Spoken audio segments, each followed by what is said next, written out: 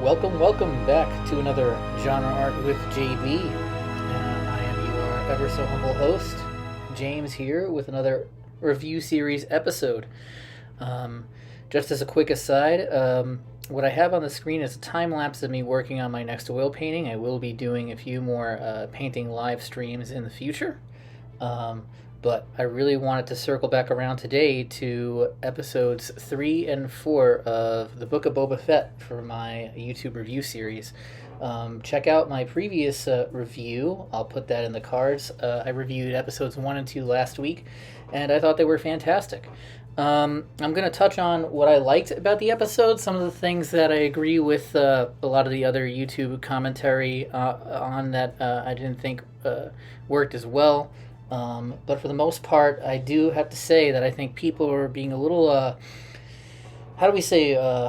reactionary when it comes to approaching this series and sort of forming an opinion on it. And I think that, it's important when you are dealing with a serialized form of entertainment, such as a TV series, to really give the storytellers time to tell their stories. I mean, you can't form a complete opinion about a whole series after one episode, and I think there's a lot of fans out there that are just trying to do that. They're reaching for something. They want to reach this point of like, okay, I like this, okay, I don't like this. In a lot of ways, I think it stems back to the sort of mixed reaction of the second and third Disney mainline trilogy sequels. That's kind of broke a lot of fans' brains, and ever since then, they've been looking for that sort of magic bullet to latch onto, that in terms of like a show or property coming along in the Star Wars universe that has that Lucasfilm magic, right, that fans want to feel and experience. And for the most part, I think that Dave Filoni and Jon Favreau have been nailing it with the Disney Lucasfilm TV slate of TV episodes.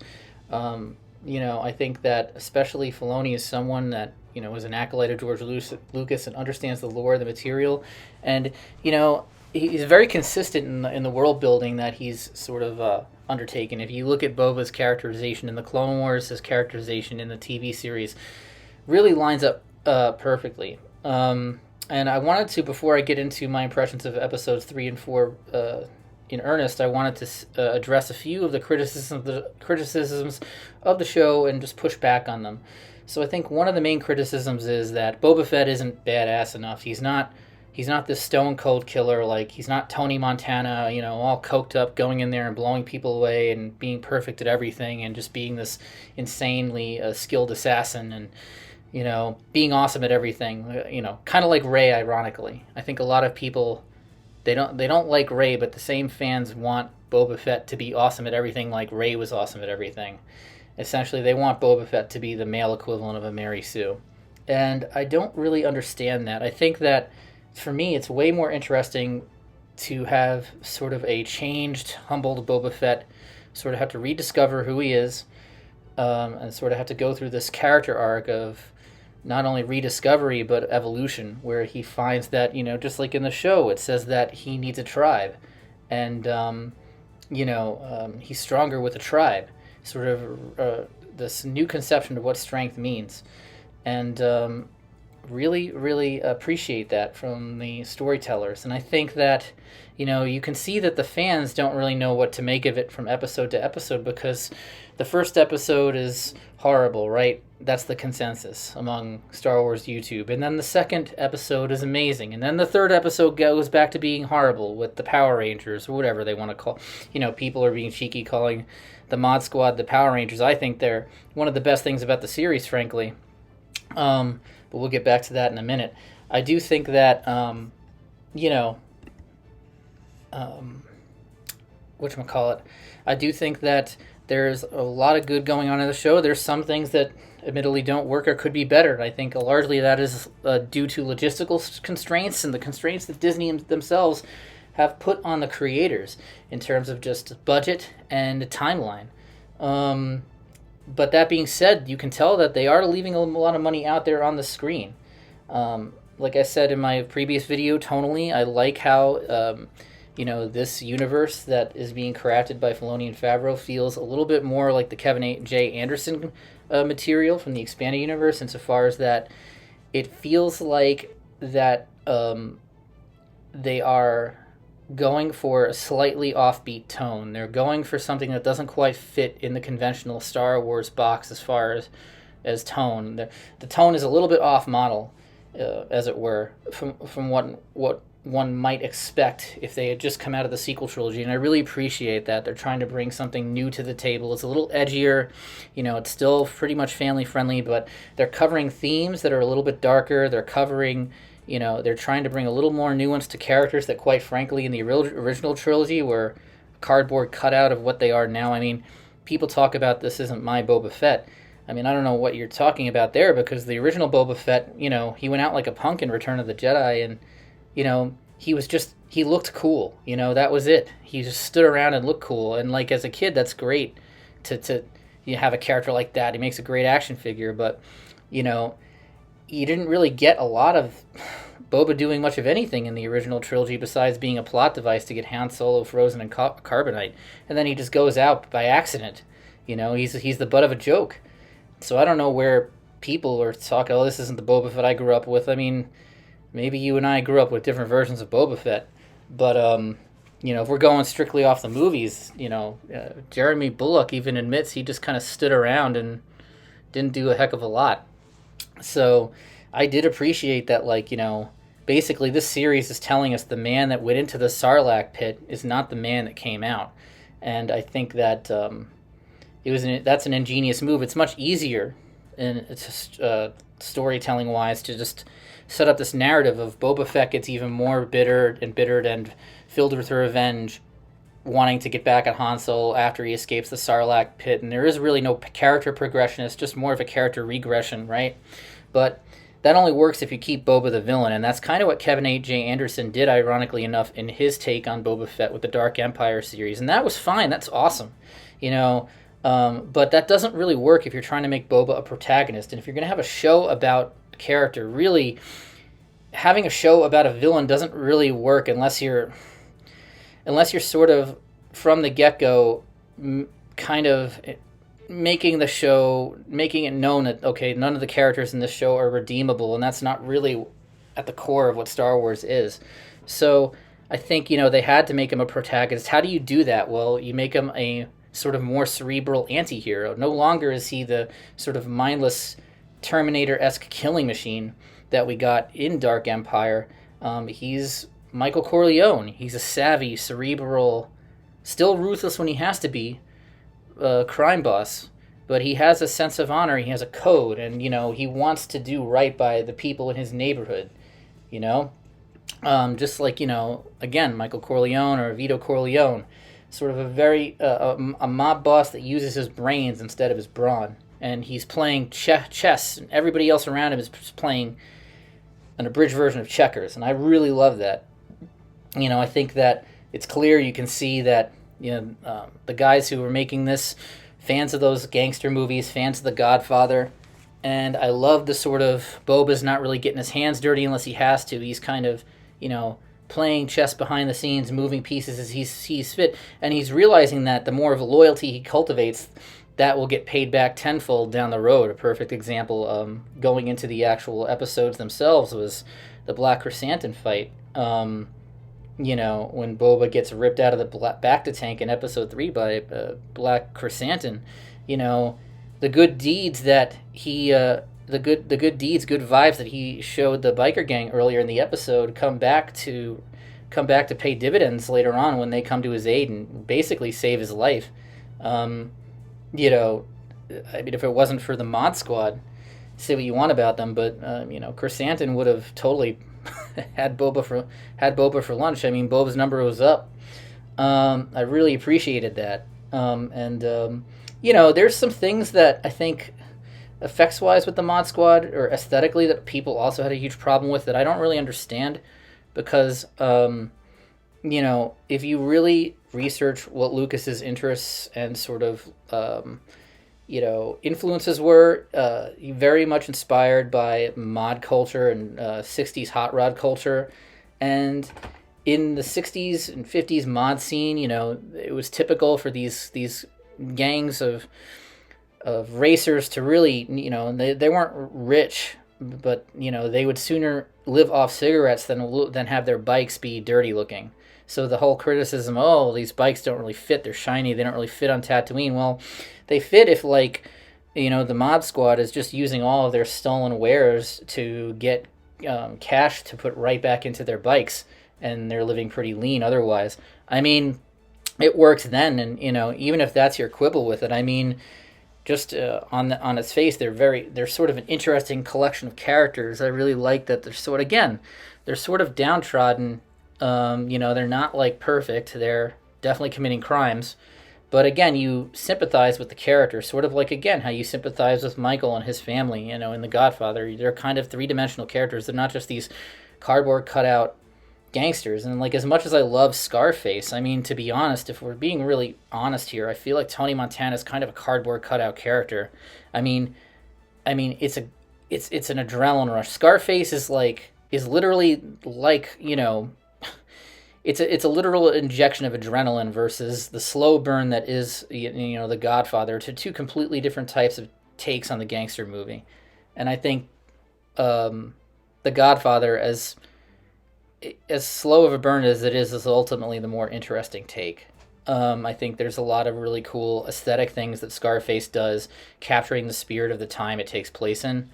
It's sort of like the trappings of the 80s. Being a child of the 80s myself, I appreciate that movie. It'll always have like a strong place in my heart. But I think that when you're looking at a story that endures, I mean, the story of Michael Corleone is very Shakespearean. It's a tragedy, basically. And I don't know if that's where we're going to go with the Book of Boba Fett, but I wanted to just, get that out of the way, because I think there's this, again, impulse to judge the series off of, let's review an episode and make a determination about the entire series, and then let's review another episode. Now, all of a sudden, the series is great, and, Bryce Dallas Howard should do a movie. And it's like, the fans are just so cartoonishly reactionary.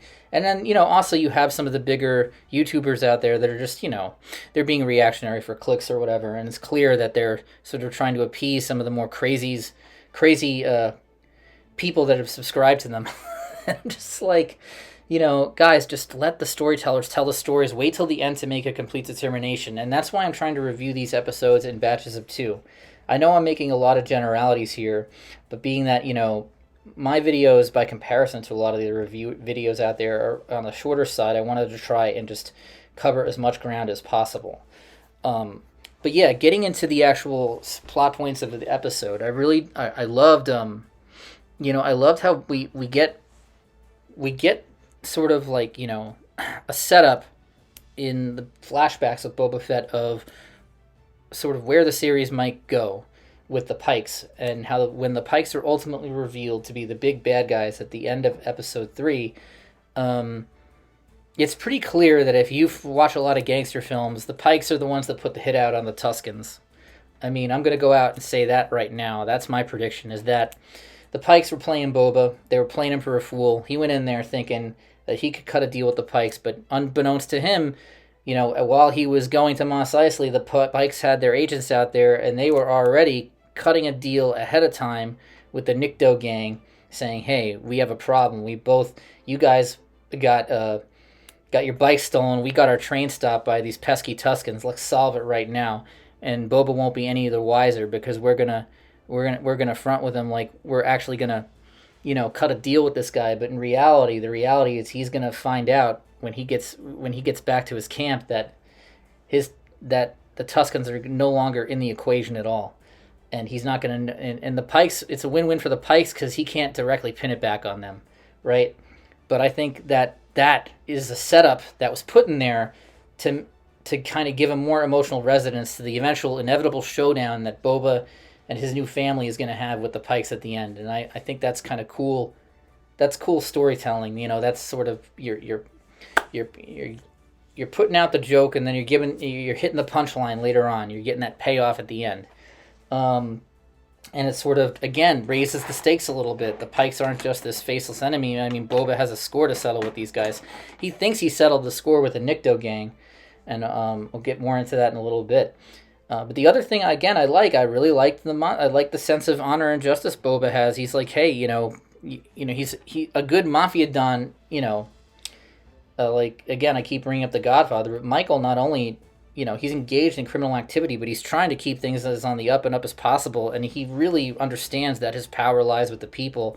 So not only is he, he's, got the rackets, he's got the gambling, but he doesn't get involved in anything that will have a deleterious effect on his own community, the Italian American community. So there's no drugs. He doesn't get into the illicit drug market, right? I don't think he touches prostitution either. But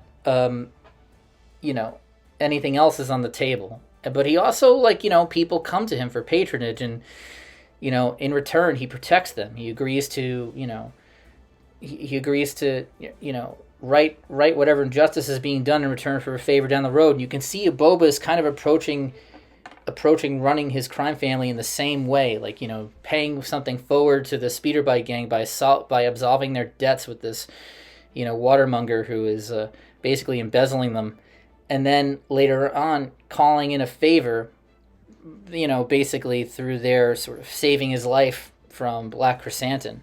And you can see that sort of theme of paying it forward and cultivating loyalty through respect. I really like that. I think that's cool. I think that gets to the core of what a lot of these gangster movies are about. That's a theme in a lot of gangster movies, is like respect. And again, I grew up in the Northeast. I grew up on Long Island, so you had a lot of Italian Americans in that neck of the woods, and a lot of them grew up watching these movies like me.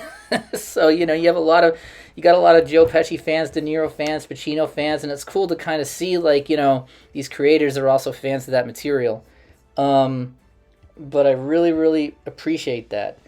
And the other thing that I really, really appreciate is that the sort of trying to make the speeder bikes look special effects, in terms of special effects, like they are a little more clunky, there's a little bit more of a stop motion feel, and I think that threw people off. I know people had criticisms of the special effects of the movie, not the movie, the show, in terms of the speeder bike chase, and people were saying the compositing was pretty bad, that the effects weren't that good, and I do agree that I don't think they hit the goal of what they were trying to do. I think that what they were intending to do was harken back to the original stop motion effects of the original trilogy. I think I heard that on Star Wars Explained. It might have been another channel, that they were really trying to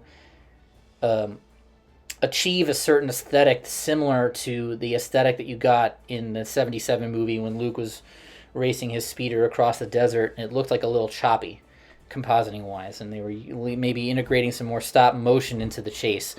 And I understand the aims and what they were trying to accomplish. I do think that it looked a little clunky here and there, but nothing that was super off-putting to me, and I'm an artist, and I'm surprised that more lay people who aren't artists or creatives of any sort, just had much of a bigger problem with that than I did. Maybe because, again, working in entertainment art, I have sort of a peek into the process, the creative process, and the sheer amount of work that goes on to, storyboarding these scenes and making these scenes, and, special effects, having gone to art school, and, known people who have gone into special effects and whatnot.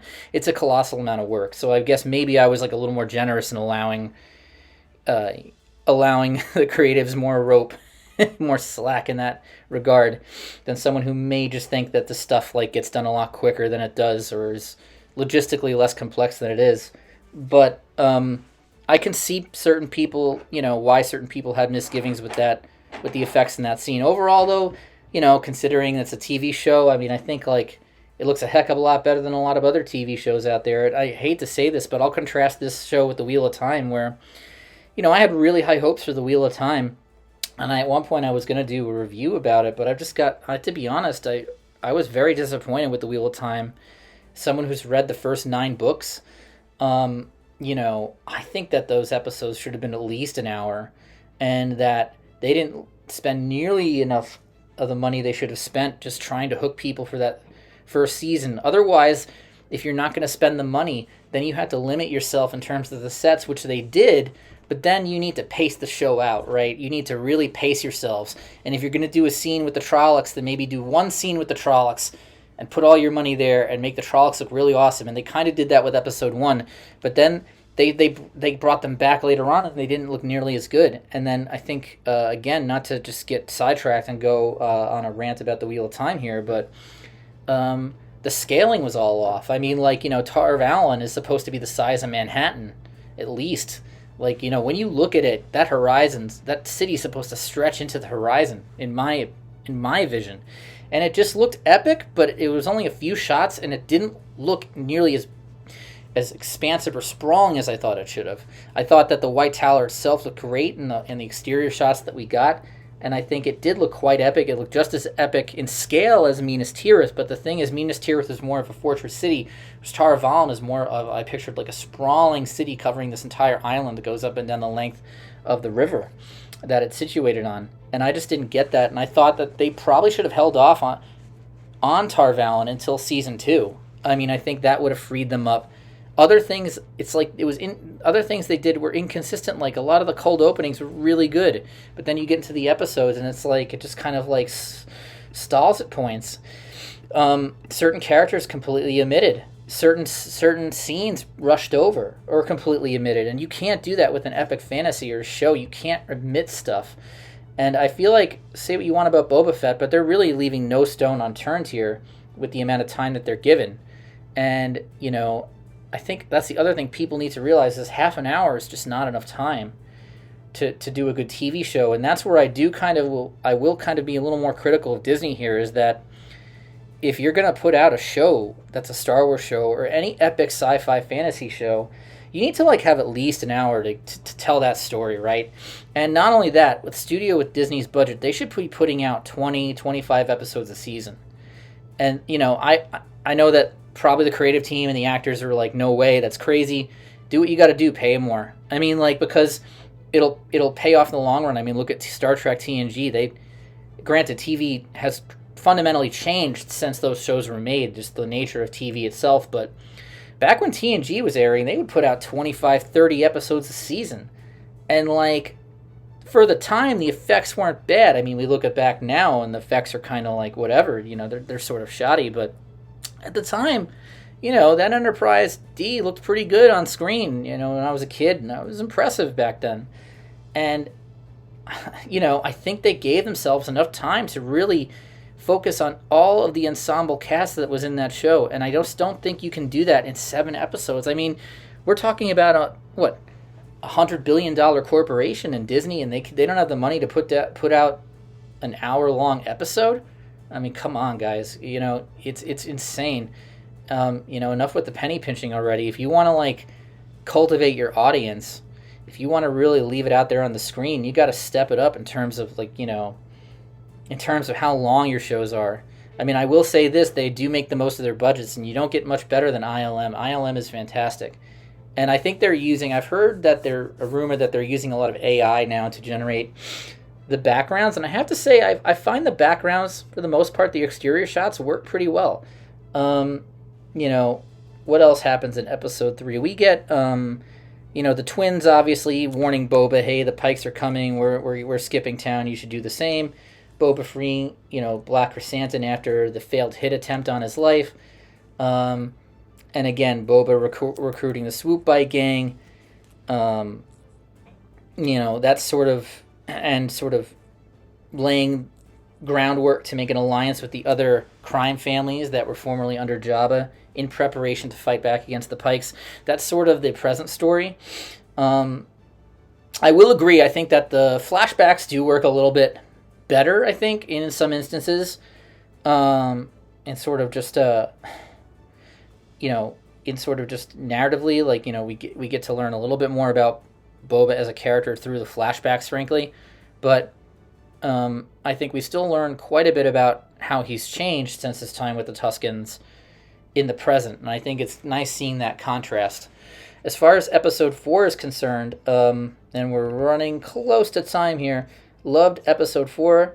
We get Boba sitting down with the crime families and, using his rancor to kind of sort of get them on the same page as him, and the crime families basically agree to leave Boba alone so that he can wage his war against the Pikes. Liked Episode 4 as well. Didn't like it as much as Episode 3, which again, I know that's different from what a lot of fans were expecting. probably me to say, but overall, still a really good episode. He recruits Chrysanthemum, which I saw that coming in. And Chrysanthemum really was the standout for me in episode 4. We finally get to see a Wookiee pull someone's arms out of their sockets. I mean, again, a little more edgy, sort of tonally a little bit more consistent with a comic like Dark Empire than the Star Wars trilogy. I mean, that's something we wouldn't have seen necessarily in the original trilogy. Although New Hope, we kind of halfway got there with Obi-Wan cutting off Doctor, I forget the guy's name. He's now got a canonical name in Disney canon, but the guy who's like, "You'll be dead." That guy, we get his arm gets cut off. But overall, episodes 3 and 4, really, really strong episodes. Really, really, really, really enjoyed it. I would say if I had to grade the season so far, episodes 1, 2, 3, 4, I would say I would give it a solid 8. I would say that the last episode, they've all been consistently an 8 except for episode 2, which I think was a 9. I think I do agree with the vast majority of fans that was probably the strongest episode. And then, of course, we get into Mando and his significance and how he's kind of taking over a lot of the characteristics of Legends Boba Fett. But we'll get into that next week as we're hitting to time here. So thank you guys and have a great day, and I will talk to you in the future.